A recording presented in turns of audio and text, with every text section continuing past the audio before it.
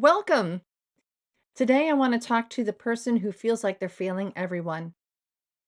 You show up, you do the work, you keep your commitments, but inside there's this nagging voice that says you're not doing enough, you're not being enough, and sooner or later, everyone's going to find out. If that's you, stay with me because what you're feeling isn't failure. It's what happens when you're trying to live a whole life with only part of yourself tended to. I'm going to show you how to use the 6 dimensions of health and wellness and the 8 steps to move from feeling like you're failing to actually thriving in the areas that matter most. But first, let's talk about what failure actually is, because most of us have it all wrong. John Maxwell says that the difference between average people and achieving people isn't talent, intelligence, or even opportunity. It's their perception of and response to failure. Most people see failure as final. Successful people see failure as feedback.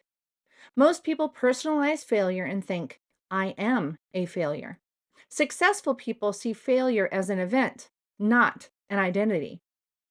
They think, I experienced a setback, but that doesn't define me. And here's the game changer. Successful people fail forward. They don't avoid failure. They embrace it, learn from it, and use it as a stepping stone to where they're going. So if you feel like you're failing everyone, yourself included, the first thing you need to do is redefine failure.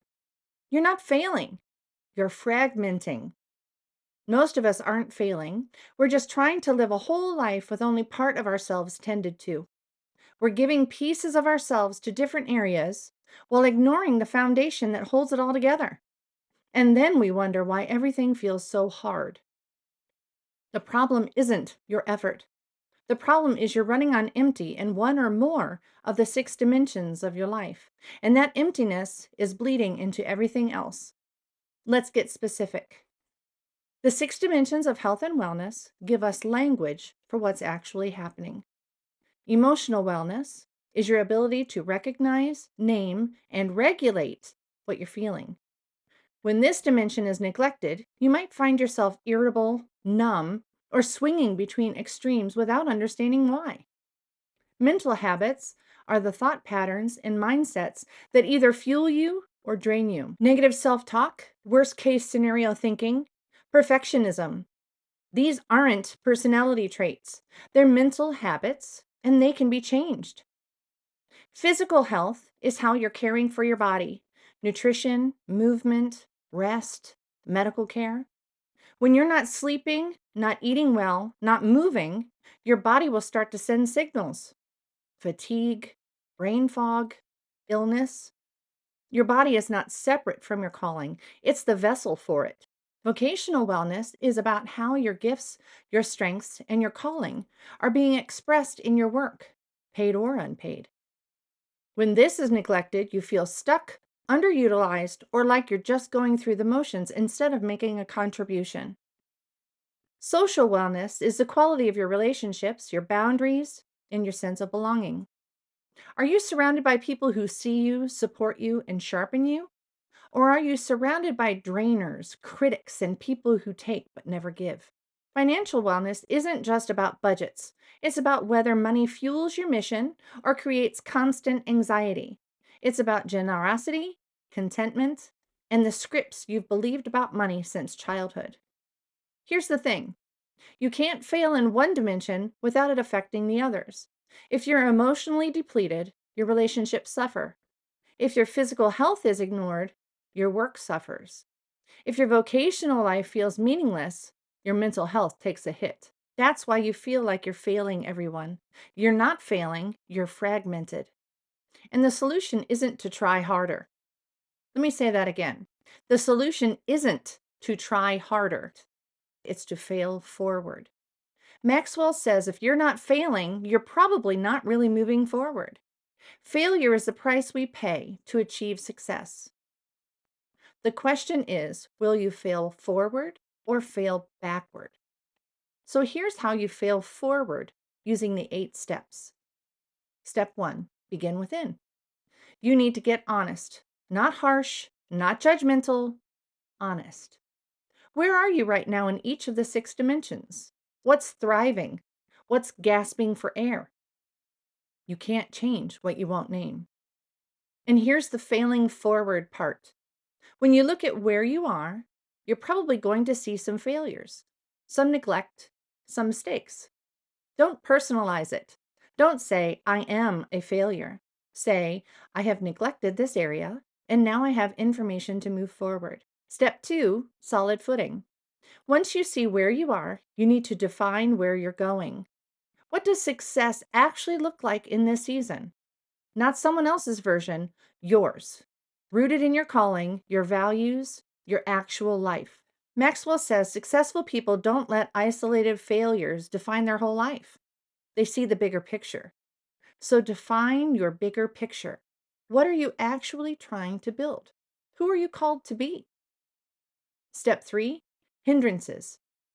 These are the invisible forces, the beliefs you didn't choose but absorbed anyway. The messages from childhood, from culture, from past failure. Until you see these forces clearly, they'll keep steering your life from the shadows. And listen, if you've been told you're a failure, if you've internalized that message, that's a hindrance. That's not the truth. It's a lie you've been carrying. Name it so you can release it. Step four, distractions. What's stealing your attention? Not just your phone, though that's part of it. What are you using to avoid doing what actually matters? Busyness can be a distraction. So can people pleasing. So can perfectionism. Maxwell says successful people vary their approaches. If what you're doing isn't working, stop doing it. Try something different. Don't keep failing in the same way and expecting different results. Step five, weeds. Who's in your relational garden? And what are they growing? Some relationships nourish, some choke. You need to know the difference and make decisions that protect what God is growing in you. And here's the hard part. Some people will call you a failure. Some will reinforce that narrative. Those are weeds. You don't have to cut them out completely, but you do need to boundary them so they stop choking your growth. Step six, stones that trip us up. These are the wounds, the failures, the times you were hurt or the times you hurt someone else. You can't move forward if you're still tripping over the past. But you can transform those stones into stepping stones through resilience, meaning, and repair. Maxwell says rejection doesn't have to be permanent. Successful people don't take rejection or failure personally. They take responsibility, but they don't internalize it as identity. They say, that didn't work. What can I learn? What will I do differently? Step seven, habits and rhythms. This is where the change becomes sustainable, not through willpower, but through small, repeated actions that rewire your brain over time.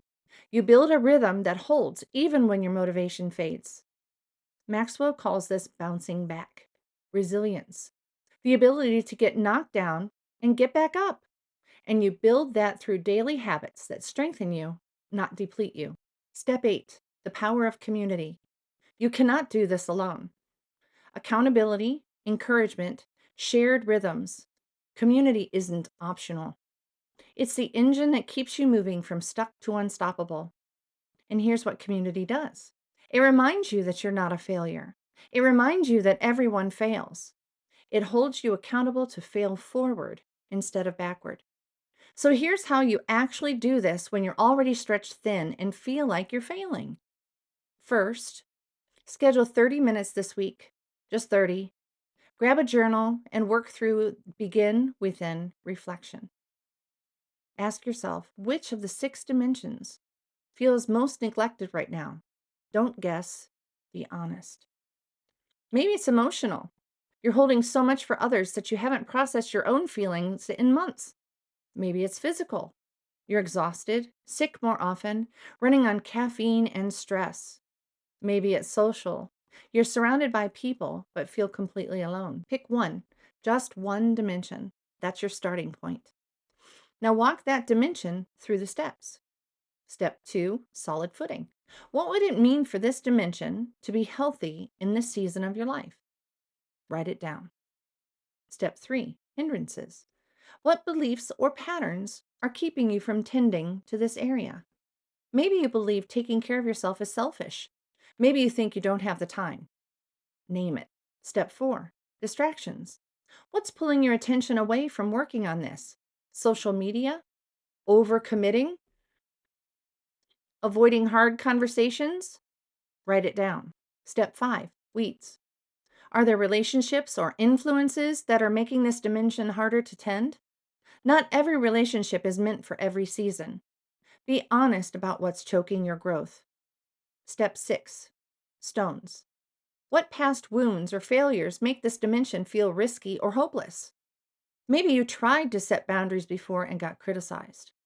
Maybe you tried to lose weight and failed. Name the stone so you can turn it into a stepping stone. Here's where Maxwell's wisdom is gold. Don't let past failure keep you from trying again. The only way past failure is through it. Embrace it, learn from it, fail forward. Step 7, habits and rhythms. Design 1 or 2 small, repeatable actions, not a complete overhaul, 1 or 2. If it's emotional wellness, maybe it's 5 minutes of journaling each morning. If it's physical health, maybe it's a 10-minute walk 3 times a week. Step 8, power of community. Choose one person to tell, I'm working on my emotional health. I'm going to need some encouragement. That's it. You've just activated accountability. Now here's the next layer. Once you've walked one dimension through the steps, schedule 3 to 5 short blocks each week, 15 to 20 minutes each, to keep working on one journal prompt, one action, one conversation. You're not trying to fix everything. You're tending to one dimension, step by step, with consistency. And then you add your community. Either start or join a Going Beyond group. Use the end of chapter questions. Walk these steps together. The more relational your growth is, the more sustainable it becomes. Before you know it, you're not feeling like you're failing anymore. You're integrated. You're whole. You're thriving in the areas that matter most. And that wholeness is spilling over into every relationship, every responsibility, every calling. You're not failing. You are just trying to live a whole life with only part of yourself tended to. But now you have a roadmap and you have permission to fail forward. To see failure as feedback, not finality. To see setbacks as stepping stones, not roadblocks. The 6 dimensions shows you where to look. The 8 steps show you how to move. And community keeps you moving when life gets chaotic. Begin within.